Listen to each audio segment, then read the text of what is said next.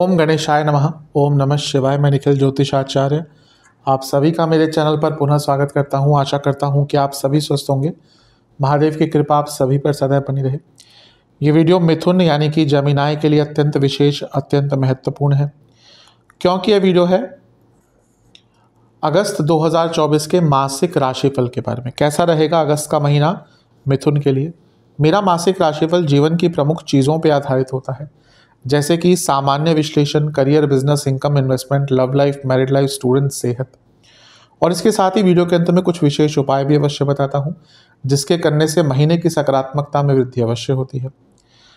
यदि आपकी लग्न राशि मिथुन है या आपकी चंद्र राशि मिथुन है, दोनों ही गाइडेंस के लिए इस राशिफल को देख सकते हैं। टेक्निकली पॉसिबल नहीं है कि आप बोलें कि मेरी लग्न राशि मिथुन है तो अलग राशिफल दें, मेरी चंद्र राशि मिथुन है तो अलग राशिफल दें। वो नहीं हो सकता। राशिफल केवल ग्रहों की गोचरीय स्थिति पर एक गणना होती है, इसलिए टेक्निकली अलग अलग नहीं बन सकते। कहाँ से ज़्यादा सटीकता बैठती है? मेरे हिसाब से यदि आप अपनी लग्न राशि से ऑब्जर्व करेंगे तो सटीकता ज़्यादा बैठेगी। तो शुरुआत करते हैं इस महत्वपूर्ण राशिफल का। शुरुआत करते हैं सामान्य विश्लेषण के साथ। सर्वप्रथम हम लग्न भाव को देखेंगे। ये जो महीना है मिथुन के लिए थोड़ा मिश्रित जाएगा। संवेदनशीलता ज़्यादा रहेगी rather than नकारात्मकता। क्यों? क्योंकि आपके लग्नेश यानी कि बुध ही वक्री हो जाएंगे। लग्न की स्थिति देखें तो लग्न में कोई भी ग्रह नहीं रहेगा। 26 को मंगल आएंगे, वो तो एकदम महीने के अंत का समय होगा, इसलिए लग्न पर दारोमदार ज़्यादा, लग्न के स्वामी पर दारोमदार ज़्यादा रहता है। अब लग्नेश जो है आपके बुध, वो 5 अगस्त को हो जाएंगे वक्री। अब ग्रह जब वक्री होता है तो वो स्ट्रांग हो जाता है, और आपके तो लग्नेश हैं और चतुर्थेश हैं, तो उनका वक्री होना एक प्रकार से आपको स्ट्रेंथ देगा, लेकिन थोड़ा नकारात्मक रूप भी होता है इसका, उसकी भी चर्चा करेंगे। और तीसरे भाव में जब कोई ग्रह वक्री होता है तो और भी स्ट्रेंथ उसके पास आ जाती है। तो ये बुध का वक्री होना एटलीस्ट जब तक वो पतित नहीं होते आपके लिए कुछ अच्छा अनुभव देकर जा सकता है। आपका कॉन्फिडेंस बढ़ेगा। शुक्र के साथ यहाँ पर है और शुक्र पंचमेश है। अचानक से कोई आइडिया क्लिक करेगा जो आपकी प्रॉब्लम्स का अंत कर सकता है। चौथे से 12वें स्थान में ये है शुक्र और बुध, और जो शुक्र हैं वो चौथे से त्रिकोण के और चौथे से दूसरे भाव के स्वामी हैं। अब मैं चौथा भाव क्यों कह रहा हूँ? क्योंकि बुध खुद चौथे घर के स्वामी हैं। तो यहाँ पर प्रॉपर्टी बेचने के आपके अचानक से योग बन जाते हैं। कोई प्रॉपर्टी आप बेचना चाह रहे थे और बहुत लंबे अरसे से नहीं बिक रही थी, ये 2 हफ्ते का टाइम होगा, 5 अगस्त से 22 अगस्त, जिसमें आपकी प्रॉपर्टी कोई बिक सकती है। लेकिन ध्यान क्या रखना है, तीसरे घर के वक्री बुध लग्नेश होने के नाते अति उत्साहित कर सकते हैं, आपको लालच में डाल सकते हैं, क्योंकि शुक्र यहाँ पर है, और आप ऐसी चीज़ों पे खर्चा करना शुरू कर देंगे, ऐसी जगह पर अपनी ऊर्जा को वेस्ट करना शुरू कर देंगे जो आपके लिए अच्छा नहीं रहेगा। भाई बहनों के संबंध पर ध्यान दीजिएगा, कम्युनिकेशन पर ध्यान दीजिएगा, और अपने कलीग से भी थोड़ा सा बच के रहिएगा। तीसरे घर के वक्री बुध आपको अपनी प्रॉब्लम्स को सॉल्व करने की एक बौद्धिक क्षमता देंगे, लेकिन क्योंकि लग्नेश है, वक्री हो रहे हैं, तो अपनी ऊर्जा को संभालना आपके लिए मुश्किल हो जाएगा। पतित भी होंगे बुध, उनकी चर्चा करेंगे, लेकिन उससे पहले सूर्य का राशि परिवर्तन हो जाएगा 16 अगस्त को, और सूर्य तीसरे भाव में आ जाएंगे, अपनी ही राशि स्वराशि के हो जाएंगे। तीसरे घर में सूर्य अच्छा प्रभाव देते हैं और अपनी राशि के सूर्य और भी स्ट्रेंथ देते हैं, तो ये आपके लिए अति विशेष है। बुध के साथ बैठेंगे तो बुध की जो वक्री अवस्था थी, क्योंकि ये सूर्य का अपना घर है, तो कोई भी व्यक्ति अपने घर को बचाता है, वैसे ही सूर्य अपने घर को बचाएंगे।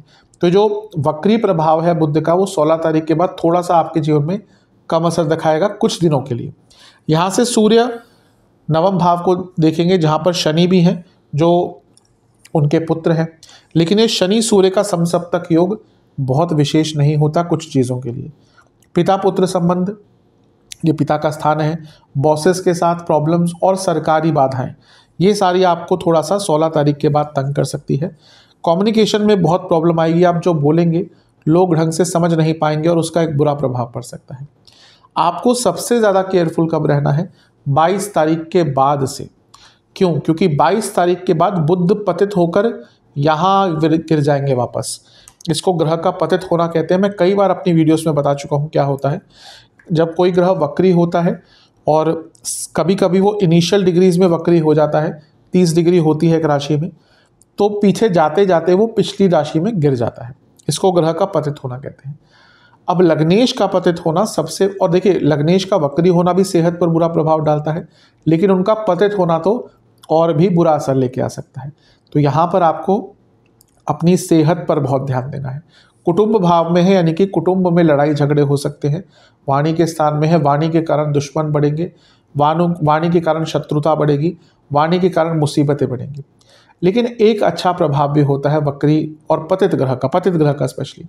देखिए वो एक भाव में वापस जा रहे हैं, यानी कि कुछ कार्य उनका रह गया होगा, तो कोई धन से संबंधित आपका कार्य अगर अटक रहा था तो उसको यहाँ पर पूर्ण करने की जो संभावना है वो आपकी बन जाती है। अन्यथा वाणी, धन, सेविंग, इन्वेस्टमेंट्स की बात कर रहा हूँ यहाँ पर, कुटुंब, इन सब पर थोड़ा सा आपको केयर बरतनी पड़ेगी। इसके बाद जो राशि परिवर्तन होगा वो शुक्र महाराज का होगा, और शुक्र 25 अगस्त को आपके चौथे भाव में आकर विराजमान हो जाएंगे। अब यहाँ पर ध्यान देने वाली बात यह है कि शुक्र नीच के हो रहे हैं। शुक्र एक सौम्य ग्रह है, और केतु के साथ भी शुक्र बहुत अच्छा रिजल्ट नहीं देते, यहाँ पर विपरीत देते हैं। राहु के साथ अगर शुक्र होते हैं बहुत अच्छा प्रभाव होता है, लेकिन शुक्र केतु के साथ अच्छा प्रभाव नहीं देते। चौथे भाव में है, नीच का ग्रह आ गया, माता जी की सेहत पर बुरा प्रभाव। कुटुंब में ऑलरेडी वक्री बुध चल रहे हैं, फैमिली के भाव में आ गए नीच के शुक्र और केतु के साथ, एक डिटैचमेंट का भाव आ जाएगा। आपका किसी से बात करने का मन नहीं करेगा, फैमिली में एक उच्चाट सा माहौल रहेगा, घर में घुसते ही लड़ाई झगड़े हो सकते हैं, एक दूसरे की छोटी छोटी बातों पर चिल्लाएंगे एक दूसरे को। तो यहाँ पर थोड़ा सा ध्यान रखना है। अच्छा, शुक्र का प्रभाव 10वें घर पे है, तो महीने के अंत में ऑफिस पॉलिटिक्स भी आपको तंग कर सकती है, तो थोड़ा सा नियंत्रण दिखना है। शुक्र केतु वैवाहिक जीवन के लिए भी अच्छे नहीं होते, वो तो सभी के लिए है, लेकिन यहाँ पर आपके लिए अगर हम देखें तो सप्तम से 10वें में है, तो कहीं ना कहीं मैरिड लाइफ में थोड़ी बहुत प्रॉब्लम्स आएगी, उसकी हम चर्चा करेंगे मैरिड लाइफ के सेक्शन में। महीने के अंत में 26 अगस्त को एक और राशि परिवर्तन होगा, जैसे हमने शुरू में कहा था, वो होगा मंगल महाराज का, और वो आपके लग्न में आकर विराजमान हो जाएंगे। अब मंगल क्योंकि आपके लिए लाभेश है, तो उनका लग्न में आना लाभ योग बनाता है। तो जो शुक्र का नीच का होना, बुध का वक्री होना, इन चीज़ों में थोड़ा सा बदलाव आएगा 26 अगस्त के बाद से, क्योंकि मंगल लग्न में आ गए और लाभेश है और अपने आप में स्ट्रेंथ के कारक हैं, तो आपके जीवन में स्ट्रेंथ वापस आएगी। और वो आपके छठे घर के स्वामी भी हैं, यानी कि आप अपने दुश्मनों पर भी हावी रहेंगे, लेकिन थोड़ा सा व्यर्थ की चिंताओं से आपको महीने के अंत में अपने आप को बचा कर रखना है। एक बहुत अच्छी चीज़ ये है कि बुध जो हैं, जो वक्री हुए थे यहाँ पे 5 अगस्त को और 22 अगस्त को यहाँ पर आ गए थे, गिर गए थे वापस, वो 29 अगस्त आते आते पुनः मार्गी हो जाएंगे। पतित तो अभी भी होंगे, वॉलेटाइल तो अभी भी होंगे, लेकिन मार्गी हो जाएंगे। तो महीने का अंत आपके लिए अच्छा है। जो मध्य भाग है वो थोड़ा सा विचलित करने वाला दिख रहा है। राहु 10वें में अभी भी बने रहेंगे, करीबन 1 साल का पीरियड है उनके पास, तो ये ठीक है आपके लिए। विदेश जाने का ट्राई करना चाहते थे, ये सब कार्य करना चाहते थे। गुरु ऑलरेडी 12वें घर में है, तो आपके लिए अभी भी अच्छा समय बना हुआ है। शनि वक्री अब रहेंगे करीबन 3-4 महीने, नवंबर तक रहेंगे, तो क्योंकि आपके वो भाग्येश हैं, और इस महीने एटलीस्ट 22 तारीख तक बुध यानी कि लग्नेश और शनि दोनों का आमना सामना रहेगा, क्योंकि बुध यहाँ पर रहेंगे 22 तारीख तक, और वो भी वक्री होंगे, शनि भी वक्री होंगे। तो कई अटके हुए कार्य, कई इम्पॉसिबल कार्य, कई अतीत के कार्य जो नहीं कर पा रहे थे, उनके लिए एक पूर्णता लाने का मौका आपको मिल सकता है। कुछ विशेष प्रेडिक्शन मेरी तरफ से। पॉजिटिव चीज़ों की पहले बात करते हैं। डिटर्मिनेशन बढ़ेगी, ये महीना आपको अपने ऊपर कार्य करने का अवसर मिलेगा। वक्री शनि जब भी लग्नेश को या लग्न को देखते हैं तो आत्ममंथन का टाइम मिलता है, तो यहाँ पे आपको आत्ममंथन का समय मिलेगा। आपको अपनी ऊर्जा को क्लियर करने का मौका मिलेगा, यातायात के, यात्राओं के मौके मिलेंगे, जीवन की यात्रा आगे बढ़ेगी, अपनी प्रॉब्लम्स को समझ पाएंगे, उन पर कॉन्कर कर पाएंगे, उनको काबू कर पाएंगे, और कहीं ना कहीं आपको अपने जीवन में एटलीस्ट शॉर्ट टर्म के लिए एक ऑब्जेक्टिव मिल जाएगा इस महीने। और जब ऑब्जेक्टिव पता होता है तो क्लैरिटी आती है, पेशेंस भी थोड़ी बढ़ती हुई दिख रही है, और इसके साथ ही ये भी लग रहा है कि कोई सरकारी कार्य अटक रहा था, कोई लीगल केस चल रहा था, तो उसमें भी उन्नति हो सकती है। तो ओवरऑल देखा जाए तो अच्छा है। ये महीना थोड़ी एक्सेप्टेंस भी आपके अंदर ज़्यादा रहेगी, आप चीज़ों को एक्सेप्ट करेंगे, वो भले नेगेटिव हो, आपकी गलतियाँ हो, उनको एक्सेप्ट कर पाएंगे और उसके दम पर भी आगे बढ़ पाएंगे।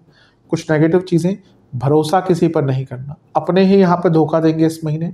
गलत इन्वेस्टमेंट से बचना है, मैंने कहा था वक्री बुध दूसरे घर में आएंगे, कुछ पैसा अटका हुआ वापस आ सकता है, लेकिन व्यक्ति गलत इन्वेस्टमेंट कर सकता है। फैमिली के संबंधों पर बहुत ध्यान देना है।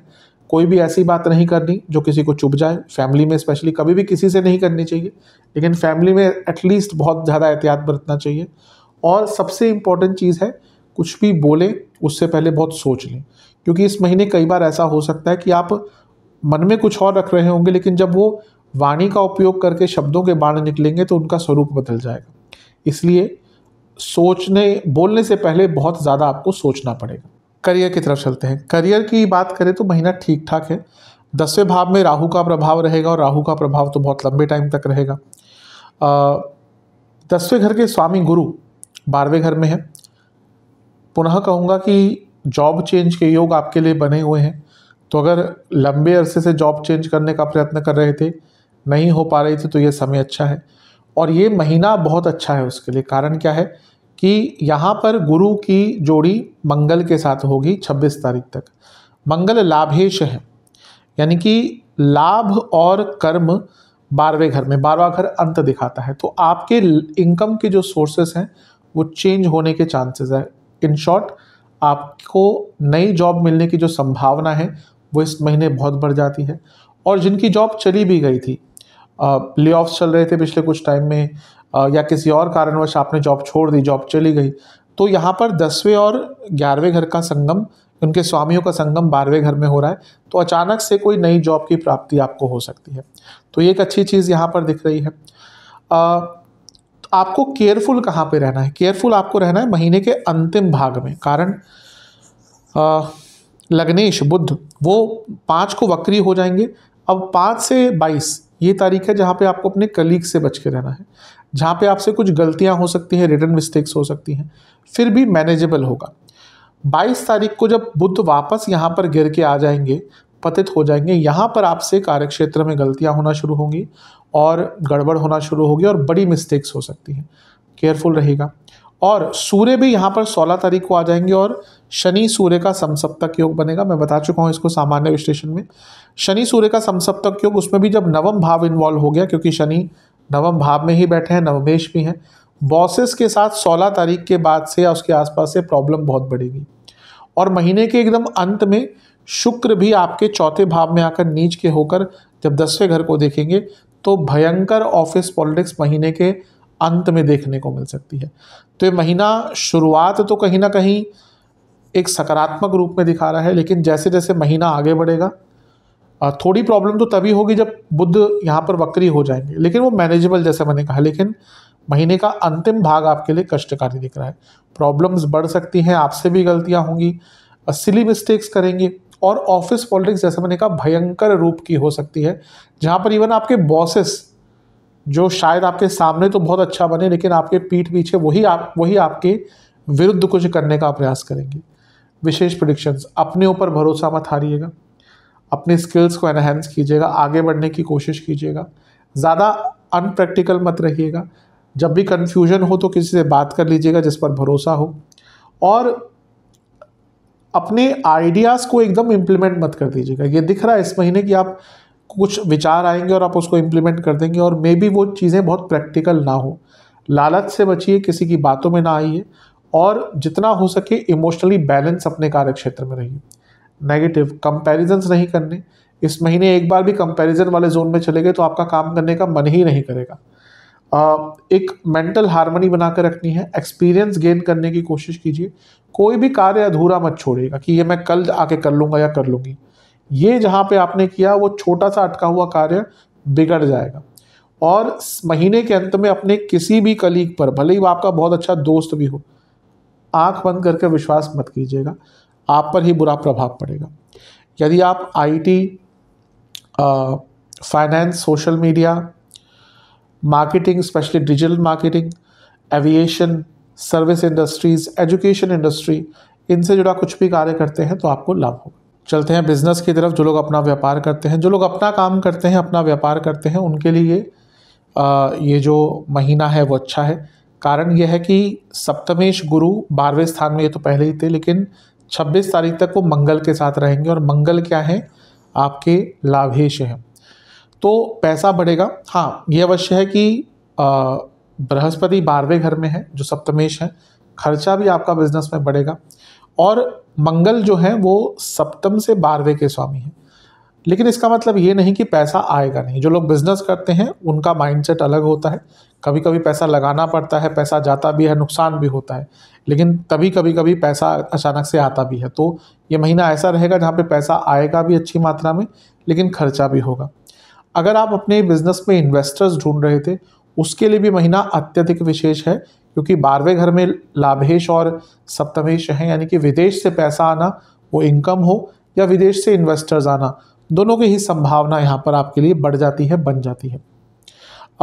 यहाँ पर ध्यान आपको एक और चीज़ का देना है कि ये जो सप्तम भाव है उससे त्रिकोण में बुध वक्री हो जाएंगे।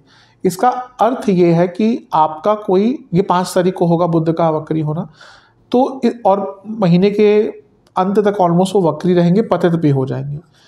अब ध्यान क्या देना है कि कोई भी यहाँ पर इस महीने आपका लीगल कार्य, लिखा पढ़ी का कार्य आ गया, कोई सेल या परचेज ऑफ गुड्स आ गया, अगर आपका मैन्युफैक्चरिंग का कार्य है तो उसमें जो जीएसटी बिल्स वगैरह आ गए, इन सब चीज़ों में थोड़ी सी दिक्कत आ सकती है। तो जहाँ पे भी लीगल टर्म्स आ गए, लीगल कंडीशंस आ गए और लिखा पढ़ी का कार्य आ गया, टैक्स के कार्य आ गए, तो बहुत केयरफुल होकर रहिएगा वहाँ पर, अदरवाइज थोड़ी प्रॉब्लम यहाँ पर बढ़ सकती है। अन्यथा देखा जाए ये महीना अच्छा ही है, जैसे जैसे आगे बढ़ेगा महीना वैसे वैसे आपके लिए विशेष होता जाएगा। और शुक्र जो महीने के अंत में नीच के हो जाएंगे और सप्तम से 10वें भाव में हो जाएंगे, तो और मंगल भी महीने के अंत में यहाँ पर आ जाएंगे और सप्तम को देखेंगे। अब ये अच्छा है बस, लेकिन शुक्र का नीच का होना महीने के अंत में कार्य में थोड़ा सा अवरोध लेके आ सकता है। हो सकता है महीने के अंत में आपका कोई कार्य अचानक से अटक जाए, तो उसके लिए अपने आप को प्रिपेयर रखेंगे तो आपके लिए अच्छा रहेगा। विशेष प्रेडिक्शंस, नई अपॉर्चुनिटीज़ अवश्य आएंगी, पैसा अचानक से कभी कभी आएगा। इसके साथ ही प्लानिंग का मौका मिलेगा, अगर कोई झगड़ा चल रहा था पार्टनर्स के साथ उसको सुलझाने का मौका मिलेगा। और आपको एक सेल्फ एनालिसिस का भी यहाँ पर एक समय मिलेगा अपने बिजनेस के लिए। नेगेटिव क्या हो सकता है? Too much ambition. ये महीना कभी कभी आपको बहुत एम्बिशियस बना सकता है। ओवर एम्बिशियस होने में कोई बुराई नहीं है, ओवर एम्बिशियस कभी कभी नुकसान देता है, एम्बिशन कभी कभी नुकसान देता है, वो यहाँ पर दिख रहा है। इसके साथ ही कभी कभी अवेयरनेस कम हो जाएगी। आपको लगेगा आपको सब कुछ पता है, लेकिन पीठ पीछे या आसपास कुछ चल रहा है उसका आपको आइडिया नहीं होगा और उसके कारण भी नुकसान हो सकता है। और आप अपने अगर खर्चों पर इस महीने नियंत्रण नहीं लगा पाए, जैसे मैंने कहा खर्चे ज़्यादा होंगे, लेकिन अगर नहीं लगा पाए खर्चों पर लगाम, तो वो आपको बहुत ज़्यादा नुकसान महीने के अंत में दे सकती हैं चीज़ें। ओवरऑल देखा जाए महीना बुरा नहीं है, लेकिन हाँ, खर्चे एक ऐसी चीज़ है जिस पर आपको एक चेक रखना पड़ेगा। इनकम, इन्वेस्टमेंट और एक्सपेंसेस, जहाँ तक कि इनकम की बात है, ठीक ठाक महीना है, कोई बुरा महीना नहीं है। धन स्थान में यानी कि सेकेंड हाउस में सूर्य रहेंगे 16 तारीख तक। मंगल 12वें घर में है तो विदेश से पैसा आएगा। ठीक ठाक महीना, मैं ये नहीं कहूँगा बहुत ईजी महीना रहेगा, लेकिन पैसा कमाने के लिए ओवरऑल कोई बुरा महीना नहीं है। एक फ्लो ऑफ जो इनकम है उसमें थोड़ा सा कभी कभी अवरोध आ जाया करेगा। शुक्र जो खुद धन के कारक हैं वो भी नीच के हो जाएंगे महीने के अंत में। तो बस ये है कि एक थोड़ा सा अवरोध, थोड़ा सा ऑब्स्टिकल्स पैसे कमाने की गति में आ सकते हैं। इन्वेस्टमेंट की बात करें, शुरुआती 10 दिन चेंज दिखा रहा है, यानी कि आपको थोड़ा, अगर आप रेगुलर इन्वेस्टर हैं तो थोड़ा सा चेंज आपको लाना पड़ेगा अपने तरीकों में। बीच के 10 दिन बहुत अच्छे हैं, अंतिम 10 दिन रिस्क मत लीजिएगा। खर्चों की जहाँ तक बात है, 12वां भाव में 2 बहुत बड़े ग्रह हैं तो खर्चे तो बढ़ेंगे। गुरु मंगल 12वें घर में, गुरु धर्म, मंगल वेग दिखाता है, यात्राएं भी दिखाता है, तो हो सकता है कोई धार्मिक यात्रा पर निकले। आप घर से निकलते ही आज की डेट में तो खर्चा तो हो ही जाता है, तो धार्मिक जगह पे जाएंगे, अवश्य खर्चे आपके होंगे। मंगल 12वें घर में है, गुरु के साथ है, और गुरु सप्तम भाव है जो चौथे से चौथा है, यानी कि प्रॉपर्टी पर कुछ खर्चा करेंगे, प्रॉपर्टी के रेनोवेशन पर, या बहुत संभावना है कि जब गुरु मंगल 12वें घर में होते हैं तो कोई मरम्मत करानी पड़ती है अचानक से घर में, और बड़ा खर्चा होता है, छोटा मोटा खर्चा नहीं होता। ऐसा नहीं कि एक टाइल खराब हो गई, जो भी होगा कुछ बड़ा होगा खर्चा, जो थोड़ा सा आपको तंग करेगा। कपड़ों पर बहुत खर्चा होगा। हो सकता है इस महीने कोई बड़ा सोशल इवेंट हो आपके फैमिली में, कोई किसी की शादी हो, किसी का कोई फंक्शन हो और कोई चीज़ें हो, उस पर खर्चा होता है। इसके साथ ही जो फ्रीक्वेंट फ्लायर्स होते हैं उनको अपनी यात्राओं पर फ्लाइट आदि पर बहुत खर्चा करना पड़ सकता है, और वाहन पर अत्यधिक बड़ा खर्चा इस महीने होता हुआ दिख रहा है। चलते हैं लव एंड रिलेशनशिप की तरफ। नो कॉन्टैक्ट सिचुएशन से स्टार्ट करेंगे। चांसेस कम है इस महीने, चांसेस कम है। ज़्यादा डेस्परेट मत होइएगा, ज़्यादा ट्राई भी मत कीजिएगा, और मैं कहूँगा अगर बहुत लंबे अरसे से बात नहीं हो रही तो आगे बढ़ने की कोशिश कीजिए, क्योंकि अब मुझे लग नहीं रहा कि चांसेस, अगर बहुत लंबे टाइम से बातचीत नहीं हो रही उनके लिए कहूँगा कि अब चांसेस कहीं ना कहीं ख़त्म से हो गए। मे बी आप मूव ऑन नहीं कर पा रहे हैं। जहाँ तक नए रिलेशनशिप की बात है, शुरुआती जो 5-6 दिन है या 10 दिन मान के चलिए, वहाँ तक चांसेस है, उसके बाद चांसेस थोड़े कम हैं। जो लोग रिलेशनशिप में हैं उनकी बात करते हैं। देखिए, पंचम भाव और शुक्र बहुत महत्वपूर्ण होते हैं, काम त्रिकोण बहुत महत्वपूर्ण होते हैं। अब शुक्र महीने के अंत में यहाँ पर आ जाएंगे और नीच के हो जाएंगे, तो महीने का अंतिम भाग तो थोड़ा प्रॉब्लमेटिक दिख ही रहा है। लेकिन क्योंकि बुध ही जो शुक्र के साथ बैठे हैं, वो 5 तारीख को ही वक्री हो जाएंगे, और शुक्र पंचमेश भी हैं और काम त्रिकोण में बैठे भी हैं। प्रॉब्लम इस महीने क्या होगा, देखिए कोई भी व्यक्ति अगर रिलेशनशिप में है तो एक फिजिकल अट्रैक्शन तो इम्पॉर्टेंट होता ही है, एटलीस्ट शुरुआती कुछ सालों में। ठीक है, बाद में चीज़ें बदलती हैं, इम्पॉर्टेंस तो उसकी हमेशा रहती ही है। लेकिन यहाँ पर प्रॉब्लम क्या होगा कि एक दूसरे के बीच में जो फिजिकल अट्रैक्शन है, फिजिकल इंटीमेसी है, उसकी प्रॉब्लम आना शुरू हो जाएगी। कभी कभी व्यक्ति एक दूसरे को के प्रति अगर रिलेशनशिप में भी होते हैं अट्रैक्टेड फील नहीं करते। कई कारण हो सकते हैं इसके, मूड स्विंग्स हो सकते हैं, कुछ और प्रॉब्लम हो सकती है, कोई रिसेंटली कोई ऐसी चीज़ हुई हो जिसका एक इमोशनल बैगेज हो, तो यहाँ पर ये प्रॉब्लम अवश्य तंग करेगी। और कम्युनिकेशन गैप बहुत आएगा, आपका ध्यान किसी और की तरफ जाएगा, और अवश्य उसके कारण प्रॉब्लम रिलेशनशिप में आएंगी। विशेष प्रेडिक्शन, ट्रस्ट एक बहुत इम्पॉर्टेंट चीज़ होती है, और ये महीना ट्रस्ट पर बहुत काम करना पड़ेगा। कई ऐसे मौके आएंगे जब आप बहुत उदासीनता से भर जाएंगे। मैं ये कहूँगा कि छोटी छोटी चीज़ों में खुशियाँ ढूंढिएगा। रिलेशनशिप को एक बर्डन की तरह मत लीजिएगा। आप यही शायद आजकल गलतियाँ कर रहे हैं कि एक बर्डन की तरह आपको फील हो रहा है, क्योंकि आप उसको फील होने दे रहे हैं, और इसमें आपको ही बदलाव लाना पड़ेगा। ओवर एक्साइटमेंट से बचना है, केवल अपने बारे में नहीं सोचना, थोड़ा सा पार्टिसिपेशन दिखाना है पार्टनर की लाइफ में, उनको महत्व देना है, उनको ये समझाना है कि आप उनके लिए मूल्यवान हैं। ये सारी चीज़ें अगर आपने की, थोड़ी सौम्यता से बात करी, एक गति रखी, एक लय रखी अपने रिलेशनशिप में, और पुरानी बातों को ना छेड़ा, तो फिर भी प्रॉब्लम उतनी नहीं बढ़ेगी जितनी दिख रही है। तो इन सब चीज़ों पर कार्य कीजिएगा। चलते हैं वैवाहिक जीवन की तरफ। मिश्रित सा महीना है। थोड़ी सी प्रॉब्लम यह है कि मंगल दोष स्टार्ट हो चुका है गोचर के आधार पर, और मंगल दोष पूरे महीने रहेगा, क्योंकि मंगल महीने के अंत में भी यहीं पे आ जाएंगे, और महीने के अंत में शुक्र भी नीच के होकर केतु के साथ आ जाएंगे।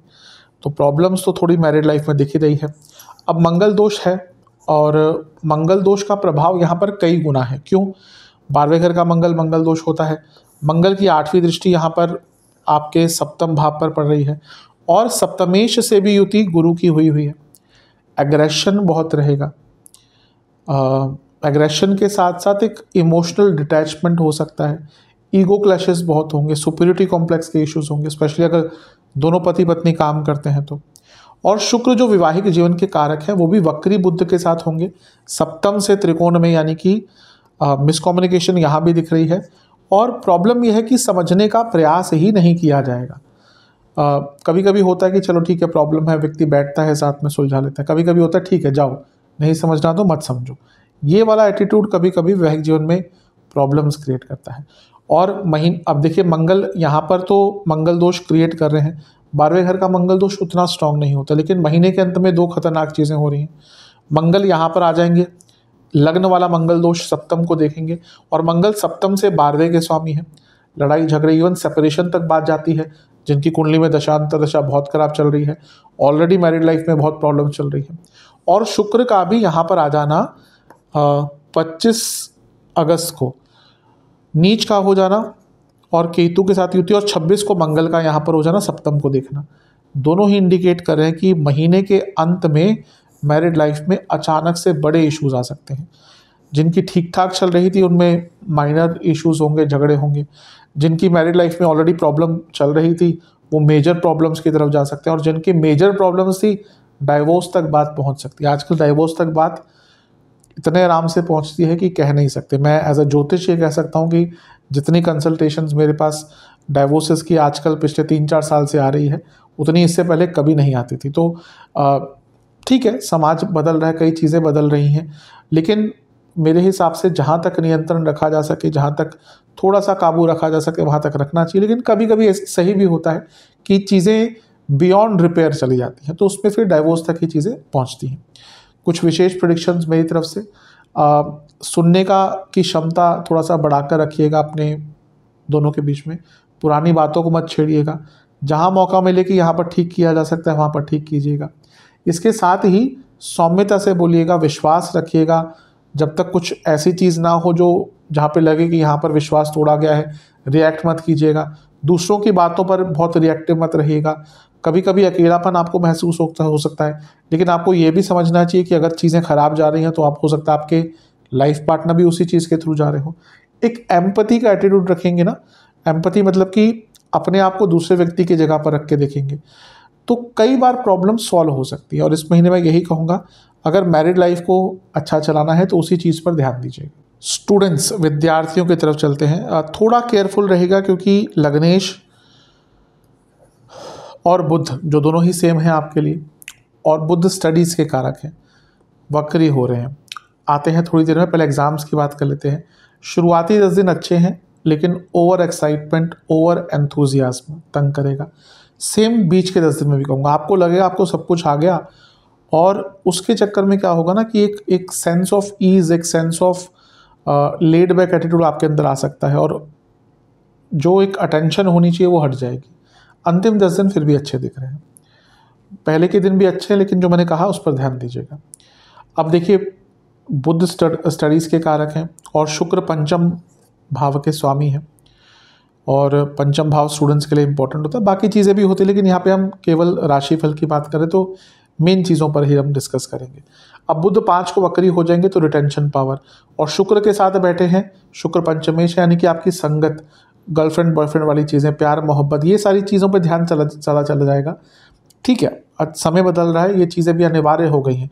पीयर प्रेशर आज की डेट में बच्चों के ऊपर इतना होता है कि अगर आपकी गर्लफ्रेंड या बॉयफ्रेंड नहीं है, और वो भी स्कूल की बात हो रही है, मैं कभी कभी कंसल्टेशन बच्चों की भी आती है, और ठीक है, टाइम बदलता है, तो आज की डेट में पीयर प्रेशर, अगर आप इवन स्कूल में है और आपकी गर्लफ्रेंड या बॉयफ्रेंड नहीं है, आपको उतना अच्छा नहीं रिस्पेक्ट मिलती जितनी एक ऐसा व्यक्ति को, ऐसे बच्चे को जिनकी गर्लफ्रेंड या बॉयफ्रेंड होती है। तो वो पीयर प्रेशर के कारण भी चीज़ें बदल जाती हैं। तो यहाँ पे वही दिख रहा है कि ये जो संगत है, पूरा माहौल होता है, पूरा जो पीयर प्रेशर होता है, वो आपके ऊपर थोड़ा सा, बच्चों के ऊपर थोड़ा सा भारी रहेगा। ये उनकी बात कर रहा हूँ जो बहुत यंग है, और जो थोड़े से बड़े हो चुके हैं कि भाई एग्ज़ाम की आदि की तैयारी कर रहे हैं, उनको भी अपने संगत पर ही बहुत ध्यान देना है, क्योंकि संगत हो, प्यार मोहब्बत की बातें हो, वही चीज़ आपको यहाँ पर थोड़ा सा तंग करेंगी। विशेष प्रेडिक्शन, बर्डन बहुत रहेगा, लेकिन आप बर्डन लेंगे भी ज़्यादा। मानसिक लेवल पर बहुत अशांत रहेंगे इस पूरे महीने, उस पर थोड़ा ध्यान देना है। एक मैच्योरिटी की कमी दिख रही है, उस पर काम करना है। भ्रमित कई बार रहेंगे। स्ट्रेस हैंडलिंग बहुत इंपॉर्टेंट रहेगी। बहुत अकेलापन महसूस करेंगे। हर व्यक्ति के जीवन में कोई ना कोई होता है, और होना भी चाहिए, जो एक इमोशनल सपोर्ट हो। तो जो भी वो ऐसा व्यक्ति आपके जीवन में है, उनके साथ बातचीत कीजिएगा। मेंटली एग्जॉस्टेड अगर है तो उस पर कार्य कीजिए, ब्रेक लीजिए, बहुत इंपॉर्टेंट होता है। बच्चों, स्टूडेंट्स के साथ भी होता है ये कि वो मेंटली एग्जॉस्टेड हो जाते हैं, और सही ब्रेक नहीं मिलना माइंड को, और व्यक्ति का जो परफॉर्मेंस है, उसकी जो तैयारी है, उस पर विघ्न डालता है। तो मेंटल एग्जॉस्शन बहुत इंपॉर्टेंट चीज़ है, इसको समझना और उस पर कार्य करना। सेहत की तरफ चलते हैं। लग्नेश का वक्री होना 5 तारीख को, यानी कि बुध महाराज का, इंडिकेट करता है जब भी लग्न में, मैं कई बार बताता हूँ, लग्न में वक्री ग्रह, लग्न में नीच का ग्रह, लग्न में अस्त ग्रह, लग्नेश अस्त होना, लग्नेश वक्री होना, ये सब सेहत पर इम्पैक्ट डालते ही हैं। तो महीने के शुरुआती भाग से ही सेहत में प्रॉब्लम आ सकती है। क्या क्या? ENT, गले के रोग बहुत तंग करेंगे, पेट के रोग बहुत तंग करेंगे, पेट में जलन बहुत रहेगी, खांसी जुकाम रहेगा, सांसों की प्रॉब्लम बहुत रहेगी, कफ रोग बहुत तंग करेंगे। ये चीज़ों पर ज़्यादा ध्यान देना है। शुरुआती 10 दिन पेट के रोग बहुत तंग करेंगे, जलन पेट में, जी मचलाना, जिनको हार्ट का प्रॉब्लम भी कोई है बहुत केयरफुल रहेगा। नींद ढंग से नहीं आना और ध्यान इधर उधर होने के कारण थोड़ी एंग्जाइटी भी बढ़ जाना। इन्फेक्शंस भी हो सकते हैं। बीच के जो 10 दिन हैं इसमें आँखों के रोग, पुनः चेस्ट के एरिया के आसपास की प्रॉब्लम इंक्लूडिंग हार्ट और इन्फेक्शन का डर बना रहेगा और वात रोग तंग करेंगे। जो अंतिम 10 दिन है इसमें पेट में बहुत एसिडिटी रहेगी, सर के रोग तंग कर सकते हैं, प्राइवेट पार्ट से जुड़ी प्रॉब्लम्स तंग कर सकती है, वाटर रिटेंशन रहेगी और खाने पीने के कारण दिक्कत हो सकती है। खाने पीने मतलब कि कुछ ऐसा खा लेंगे जो बॉडी को सूट नहीं करेगा। उपाय की बात करते हैं। ये उपाय किसी भी दिन कर सकते हैं, जब भी वीडियो देखिए उसके अगले दिन कर सकते हैं। एक ही बार उपाय करना है। गणपति जी को 2 प्रकार के फल, 2 प्रकार की मिठाई का भोग लगाना है। 2 तिल के तेल के दिए अर्पण करने हैं। ओम वक्रतुंडाय नमः मंत्र का 108 बार जाप करना है। ओम लंबोदराय नमः मंत्र का 108 बार जाप करना है। और ये सब आप जब कर दे तो मंदिर में दक्षिणा भी देकर आनी है। मंदिर नहीं जा सकते तो घर में कीजिएगा और दक्षिणा जब भी समय मिले तो जाकर मंदिर में अर्पण कर दीजिएगा। आशा करता हूँ कि वीडियो आपके काम आएगा। चैनल पर नए हैं सब्सक्राइब कीजिए, वीडियो को लाइक कीजिए। मिलता हूँ अगली वीडियो में, तब तक के लिए ओम नमः।